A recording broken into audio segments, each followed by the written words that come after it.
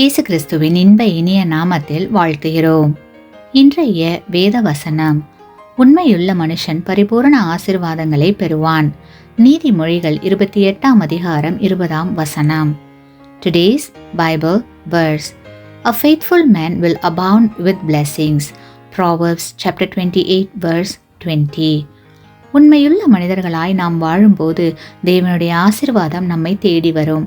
வேதத்தில் ஆபிரகாமை குறித்து வாசிக்கும் போது அவர் உண்மையுள்ள மனிதராக இருந்தார் என்று கூறப்பட்டிருக்கிறது.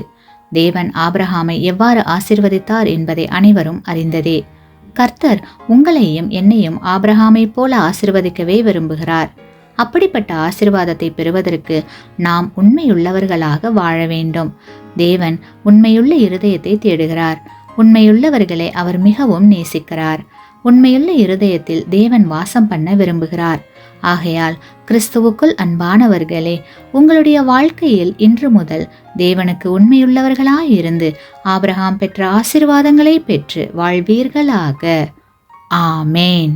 நீங்கள் பெற்ற இந்த ஆசீர்வாதத்தை மற்றவர்களோடு பகிர்ந்து கொள்ளுங்கள்.